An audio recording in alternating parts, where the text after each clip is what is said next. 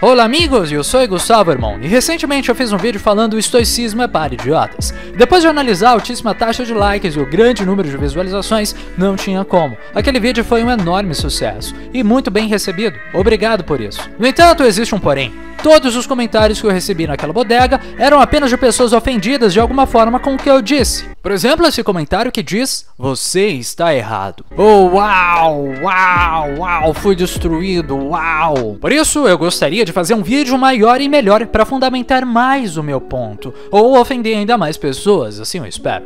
Por isso, vamos começar entendendo o que é ser um idiota. Inicialmente vendido como uma filosofia que existe há quase 2000 anos, sendo sido escrita e comentada por pessoas como Marco Aurélio, Sêneca, Epiteto, dentre outros. Hoje em dia, o estoicismo é a filosofia para pessoas que fazem academia, jovens garotos de 14 anos de idade que querem uma desculpa para serem depressivos, pseudo-intelectuais que querem vender cursos na internet, igual eu, mas principalmente um argumento para pessoas de 50 anos de idade que passaram a vida inteira evitando conflitos, terem uma desculpa para seus comportamentos esquivos e para não tomar responsabilidade pelo casamento fracassado que elas têm ou os filhos problemáticos que não falam mais com elas. Pelo menos de acordo com os comentários do Instagram e YouTube. Muitas vezes, os estoicos são conhecidos por não deixarem nada incomodar eles, por serem resilientes mentalmente, ou nas palavras de Friedrich Nietzsche, essa porra aí, ó. Mas existe um porém, e esse é o primeiro ponto da minha crítica. Estoicismo não é uma filosofia de verdade. Agora, naquele vídeo que eu fiz, alguns dos argumentos diziam como eu nunca sequer tinha lido um livro estoico na vida. Como se o livro pudesse ter personalidade, que idiotas. Mas eu devo dizer que as pessoas que fizeram esses comentários estavam certas. Eu não li um único livro sobre estoicismo, mas na verdade eu li 2 livros, esses aqui que eu tô mostrando aí na tela, só pra fazer esse vídeo. E eu devo dizer, isso é provavelmente mais do que 90% desses supostos estoicos já leram de estoicismo na sua vida. Em alguns casos, é provavelmente mais livros do que muitas dessas pessoas já leram também na sua vida inteira. Principalmente no Brasil, analfabetismo não é brincadeira, e também não é um termo sexual como eu pensava antigamente. Mas de volta ao assunto, uma das críticas que eu fiz no meu primeiro vídeo era de que o estoicismo tem essa visão popular de que você deveria se abster de todo o mundo externo e se focar somente em você, de que se você está sofrendo, então você só precisaria esquecer que está sofrendo e fingir que está tudo bem. É isso, não precisamos mais de psicólogos hoje em dia. E o meu ponto é que, como muitas vezes, isso te levam à repressão especialmente das suas próprias emoções e principalmente das suas próprias vontades, exatamente como Friedrich Nietzsche já tinha escrito. Todavia, muitas pessoas discordaram disso, e eu devo dizer que todas elas estão erradas. Tanto Marco Aurélio quanto Epiteto sempre prezaram sim por essa inibição das suas paixões e dos seus instintos. Por exemplo, o próprio Marco Aurélio escreve: os estoicos aspiravam à repressão de todas as emoções, e os epicúreos à liberdade de todas as perturbações. Ainda assim, o primeiro, o estoicismo, se tornou sinônimo de resistência, e o outro, uma licença para a falta de limites. E então você pergunta, bem, qual o problema disso? Nós deveríamos então todos seguir os nossos impulsos e sair por aí fazendo bebês e coisas assim a rodo? Bem, obviamente não, pois se você fizesse isso, só estaria sendo o contrário, que de certa forma seria fazer a mesma coisa, só que o inverso, que aliás essa é a definição de contrário. O problema de verdade é outra coisa, algo que o psicanalista Sigmund Freud já tinha dito, que seria: as emoções não expressas nunca morrem. Elas são enterradas vivas e saem das piores formas mais tarde. Ou seja, essas emoções que os estoicos tanto querem inibir, muitas vezes não acabam ficando inibidas de verdade.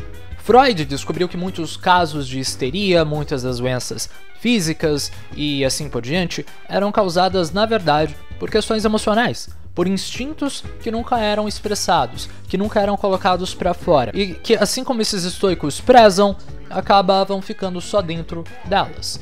E quando você não coloca essas emoções, essas cargas emocionais para fora, bem, pelo visto, elas acabam corroendo as pessoas por dentro. Outro problema que eu tenho com o estoicismo, além de não ser uma filosofia e de ter essa coisa de inibir demais as suas emoções, é o fato de que nós deveríamos viver as nossas vidas apáticos de qualquer coisa que aconteça a nós e ao nosso redor. É como se você se tornasse uma estátua, que além de não se importar com as emoções que você tem dentro de si mesmo, você também não se importa ou não deveria se importar com as emoções que vêm de fora de você mesmo. Se você está sofrendo por coisas externas, não são elas que estão te perturbando, mas o seu próprio julgamento sobre elas. E está em seu poder anular este julgamento agora. Existem coisas no nosso poder e existem coisas que estão longe do nosso poder. Lembre-se então de atribuir liberdade apenas para as coisas que, por natureza, que dependem de você. Agora, essas duas frases parecem ser muito interessantes, e de verdade eu não discordo tanto delas. Faz total sentido que, se você quisesse algo no mundo, você deveria se importar mais com você, ao invés de ficar tentando procurar nos outros a responsabilidade ou algum tipo de ajuda, ou talvez até mesmo desculpas para não estar fazendo o que você gostaria. Todavia, como eu disse anteriormente, o estoicismo não é uma corrente de pensamento profunda como um materialismo aristotélico ou um idealismo platônico. Muitos dos escritos estoicos sequer estavam aí para fazer algo acadêmico e bem embasado da forma que outros autores antes e depois deles acabaram fazendo. E por causa disso, essas frases muitas vezes são facilmente distorcidas. Afinal, se não existe um bom embasamento sobre elas, qualquer pessoa pode levá-las da maneira que bem entender. O que acaba dando espaço para diversos grupos da internet e autoproclamados estoicos usarem esses pensamentos como uma desculpa para se abster de praticamente tudo, de focar não nas coisas externas, mas apenas nas suas percepções delas.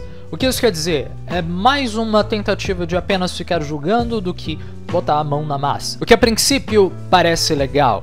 Mas imagine que você começa a levar esse pensamento para tudo na sua vida, por exemplo, relacionamentos.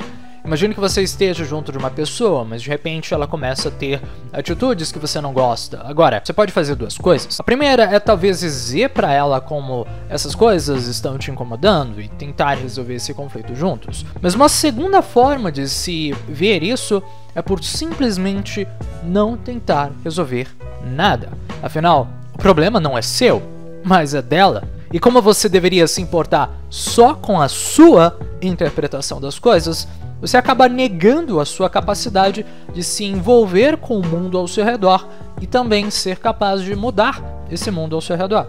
Você pode dizer que não tem controle sobre a economia do seu país, da forma que os seus pais lidam com você, da sua situação de vida, que você se encontra e assim por diante. Mas ao falar que você não tem controle, você exclui de si mesmo o poder de agir, de mudar, de cutucar as coisas e ver elas saindo pelo outro lado, como dizia o próprio Steve Jobs. Everything around you that you call life was made up by people that were no smarter than you. And you can change it, you can influence it, you can build your own things that other people can use.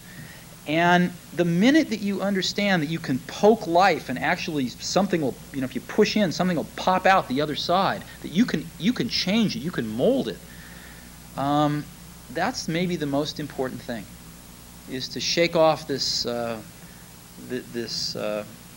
erroneous notion that life is there and you're just going to live in it, versus embrace it, change it, improve it, make your mark upon it. I think that's very important. And however you learn that, once you learn it, you'll want to change life and make it better, because it's kind of messed up in a lot of ways.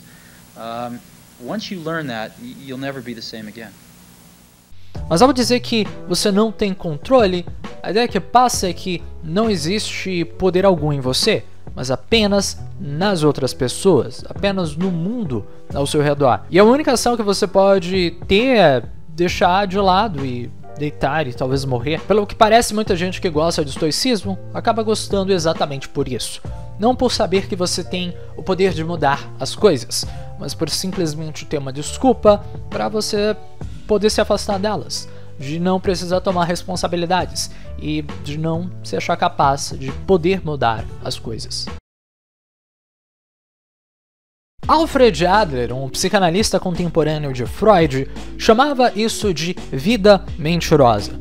Significa que muitas pessoas têm uma capacidade muito boa para inventar desculpas para as coisas que elas simplesmente não querem fazer. Enquanto a etiologia é focar-se no passado, nas causas e nas situações externas que te levaram para onde você está, de, por exemplo, o seu chefe ter te impedido de trabalhar e a culpa ser do seu chefe, A teleologia é o foco na utilidade das coisas que você faz. Por exemplo, se eu disser que a culpa é do meu chefe e o resultado é que eu não vou ter que trabalhar, a verdadeira motivação de estar falando isso é, na verdade, de não querer ter que trabalhar. Então é exatamente isso. Você coloca no externo as causas do seu comportamento de merda e, em troca, você não precisa fazer o que você precisa fazer ou o que você gostaria de fazer. Não é legal, não é bonito, não é exatamente isso que todo mundo faz ou já fez pelo menos alguma vez na vida. No episódio 5 da 7ª temporada de Rick and Morty, o Rick finalmente encontra o cara que matou a esposa dele. Por 7 temporadas ele parecia estar procurando esse sujeito. Era praticamente o sentido da existência dele. E quando ele finalmente consegue pegar o culpado, ele simplesmente perde o sentido da vida dele. Agora que ele não tem mais desculpas, o que é que ele tem pra reclamar? O que é que ele tem impedindo ele? Ele não sabe mais o que fazer. E o irônico é que ele simplesmente acaba não fazendo nada, ele simplesmente não sabe mais o que fazer. Algo parecido também acontece em The Last of Us Part 2, um jogo que você mata 300 milhões de pessoas só pra chegar no final e ver que a personagem não mata a filha da puta que matou o Joel. E você, o jogador, fala, bem, que desgraça. E vai fazer uma avaliação ruim no Metacritic, porque no fim, tudo aquilo que você fez não tinha sentido algum. O que eu quero dizer com isso é que nós temos uma capacidade muito grande para inventar histórias e criar desculpas que digam o porquê nós não temos uma certa coisa. Mas a partir do momento que você perde essa desculpa, então você fica sem sentido algum na sua vida. E por isso muitas pessoas continuam contando essas mentiras. Muitas pessoas preferem ter uma mentira colorida do que descobrir uma verdade que te faça ver e encarar um vazio de toda a sua vida.